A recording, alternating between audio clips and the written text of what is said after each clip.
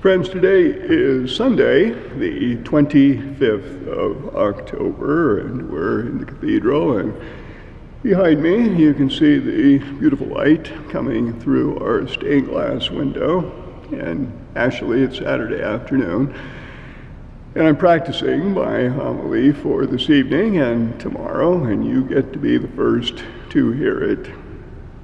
The gospel today is about the love commandment, which is the first and the greatest commandment.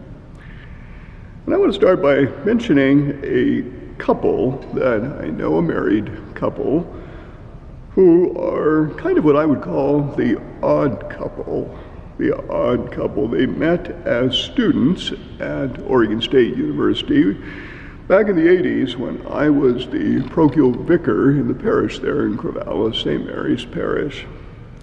And I met the couple when they came to me for pre-marriage counseling. They were planning to get married. Both of them were seniors. They were about to graduate, and they were looking to get married that summer.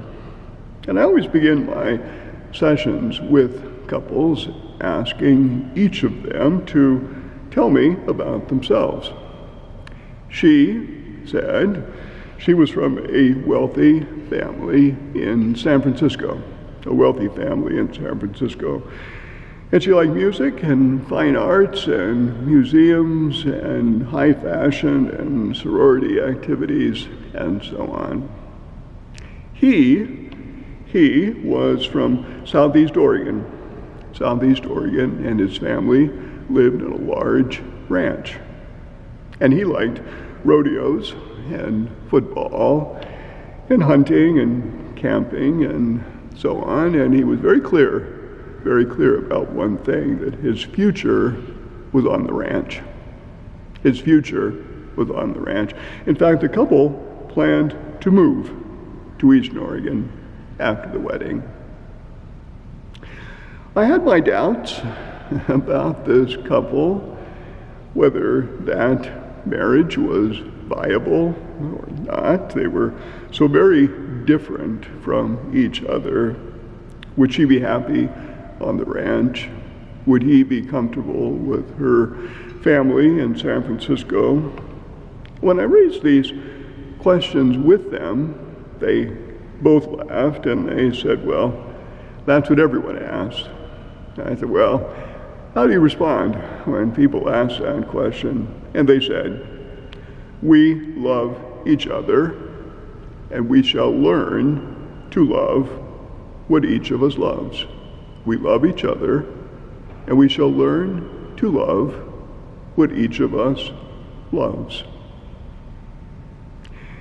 About 20 years later, I ran into this couple in Portland. We recognized each other, and I asked them, well, how are things going? They were spending the weekend in the city, and that evening they were going to the symphony. And I looked at the guy who looked at me, and he kind of knew what I was asking, and he said, once again, I love what she loves. And she looked at me and said the same thing, and I love what he loves. And all of that is a kind of very long introduction to the gospel this evening, the gospel that brings us the love commandment. And it's familiar as we are with that love commandment, love of God, love of neighbor. We need to hear it. We need to hear it over and over and over again. Because the love commandment should, of course, set the tone and the pattern for our entire lives. Love of God, love of neighbor. The first part of that commandment is that, of course, we should love God above all things with heart and mind and soul. And all of our energy, we might say, should be directed to that greatest good. All of our energy, mind, heart, and soul, directed to that greatest good, which is God, who is the creator of all things. But what if that second part all about? The second part of the love commandment, what is that about?